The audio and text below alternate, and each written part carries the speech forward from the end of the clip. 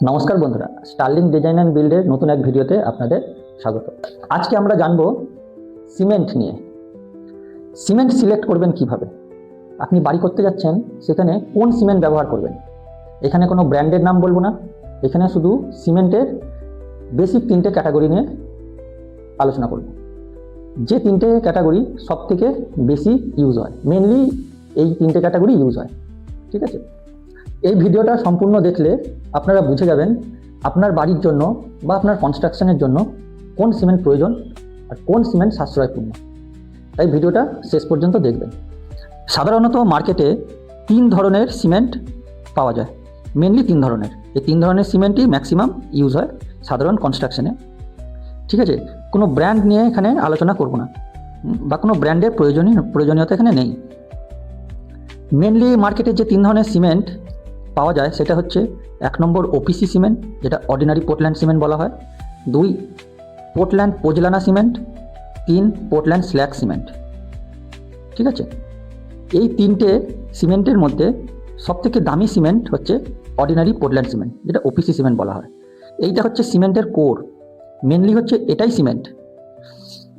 এরপর এই ordinary Portland সিমেন্টের সঙ্গে কিছু পার্সেন্টেজ পোজলানা মেটেরিয়ালস মেশানো হয়, তার কারণে সেই সিমেন্টটার নাম হয়ে যায় পোর্টল্যান্ড পোজলানা সিমেন্ট। আবার যখন এই অর্ডিনারি পোর্টল্যান্ড সিমেন্টের সঙ্গে স্ল্যাগ মেশানো হয়, তখন সেই সিমেন্টের নাম হয়ে যায় পোর্টল্যান্ড স্ল্যাগ সিমেন্ট, যেটাকে পিএসসি বলা হয়। বোঝা গেল? এবার এই যে পোজলানা আর স্ল্যাগ, এই দুটো মেশানোর কারণ কি? এই যে তিনটে ক্যাটাগরি সিমেন্ট বললাম, ওপিসি, পিপিসি, পিএসসি, এই তিনটে সিমেন্টের আলাদা আলাদা বৈশিষ্ট্য আছে। সেই বৈশিষ্ট্যগুলো আগে ভালো করে জেনে নিন, তাহলে আপনারা বুঝে যাবেন যে ওপিসির সাথে পোজলানিং মেটেরিয়ালস মেশানোর কারণ কি, ওপিসির সাথে স্ল্যাগ মেশানোর কারণ কি। ঠিক আছে, ওপিসি সিমেন্টের বৈশিষ্ট্য হলো ওপিসি সিমেন্ট খুব তাড়াতাড়ি স্ট্রেংথ গেইন করে, খুব তাড়াতাড়ি স্ট্রেংথ গেইন করে যায়। যদি আপনার প্রজেক্ট খুব ফাস্ট প্রজেক্ট যায়, যে শাটারিং মেটেরিয়ালস আপনাকে 14 দিনের মধ্যে খুলে নিতে হবে কি 10 দিনের মধ্যে খুলে নিতে হবে, হ্যাঁ, সেই প্রজেক্টের ক্ষেত্রে ওপিসি সিমেন্ট মাস্ট। সেখানে আপনাকে ওপিসি সিমেন্ট ব্যবহার করতে হবে। ওপিসি সিমেন্ট খুব তাড়াতাড়ি স্ট্রেংথ গেইন করে। বোঝা গেল? নেক্সট হচ্ছে পিপিসি সিমেন্ট। পিপিসি সিমেন্টের বৈশিষ্ট্য হলো এর স্ট্রেংথ খুব স্লো গেইন করে, আর পিপিসি সিমেন্টের দামও কম। পিপিসি সিমেন্টের মধ্যে থাকে বললাম পোজলানিক মেটেরিয়ালস। পোজলানিক মেটেরিয়ালসটা কি? পোজলানিক মেটেরিয়ালস হলো ফ্লাই অ্যাশ। ঠিক আছে, সিমেন্টের যে মেন পার্টিকেল থাকে, সেই পার্টিকেলের থেকেও ফাইন পার্টিকেল হচ্ছে পোজলানিক মেটেরিয়ালস, যেমন ফ্লাই অ্যাশ। ফ্লাই অ্যাশ সিমেন্টের মেন যে পার্টিকেল, সিমেন্টের পার্টিকেলের থেকেও ফাইন হয়।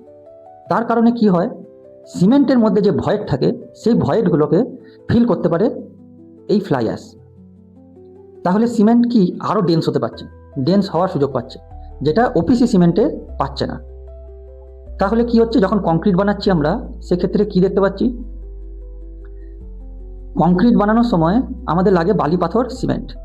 পাথরের ভয়েড ফিল করছে বালি, বালির ভয়েড ফিল করছে সিমেন্ট। সিমেন্টের মধ্যে যে ভয়েডটা থাকছে সেটা ফিল করছে এই ফ্লাই অ্যাশ, যেটা পিপিসি সিমেন্টের একটা বড় অ্যাডভান্টেজ। কিন্তু এর ডিসঅ্যাডভান্টেজ কি, এ স্ট্রেংথ গেইন খুব স্লো। যদি প্রজেক্টে তাড়াহুড়ো না থাকে, তাহলে আপনার বিল্ডিংয়ে এই সিমেন্ট হচ্ছে বেস্ট। বোঝা গেল? নেক্সট হচ্ছে পিএসসি সিমেন্ট। পিএসসি সিমেন্টের যে মেন বৈশিষ্ট্য হলো, যে মেন অ্যাডভান্টেজ হলো, পিএসসি সিমেন্ট হচ্ছে কেমিক্যাল অ্যাটাক রেজিস্ট্যান্ট। মেনলি এটা কেমিক্যাল রেজিস্ট্যান্ট। এইটা মেনলি ইউজ করা উচিত ফাউন্ডেশনের ক্ষেত্রে। কোনো আপনার জলা জায়গায় বা যেখানে কেমিক্যাল অ্যাটাক হতে পারে, সালফার অ্যাটাক আসতে পারে, সেই সব জায়গায় এই পিএসসি সিমেন্ট ইউজ করা উচিত। কারণ পিএসসি সিমেন্টের মধ্যে থাকছে স্ল্যাগ। স্ল্যাগ হচ্ছে কেমিক্যাল রেজিস্ট্যান্ট হয়। তাহলে মেনলি ফাউন্ডেশন থাকে মাটির সাথে কানেক্টেড, এবং মাটিতেই মেনলি কেমিক্যাল অ্যাটাক হওয়ার সম্ভাবনা বেশি। তাই সেক্ষেত্রে আপনি পিএসসি সিমেন্ট ব্যবহার করতে পারেন ফাউন্ডেশনের সময়। মেশনারি ওয়ার্কের ক্ষেত্রে আপনাকে ওপিসি সিমেন্ট ব্যবহার করতে পারবেন না। তার কারণ হচ্ছে ওপিসি সিমেন্টের হিট অফ হাইড্রেশন খুব বেশি। হিট অফ হাইড্রেশন বেশি থাকার কারণে এর শ্রিঙ্ক করার প্রবণতা থাকে।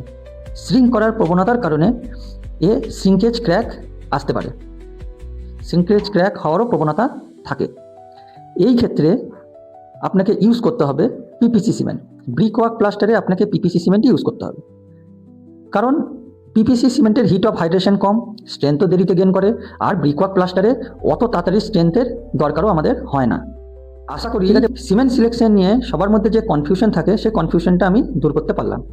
সিমেন্ট নিয়ে যদি আর কোনো কনফিউশন থাকে, সিমেন্ট সিলেকশন নিয়ে যদি আর কোনো কনফিউশন থাকে, আমাকে কমেন্ট করবেন। আর ভিডিওটা যদি ভালো লেগে থাকে লাইক করবেন, আর এরকমই কনস্ট্রাকশন রিলেটেড ভিডিও দেখার জন্য আমার চ্যানেলটা সাবস্ক্রাইব করবেন।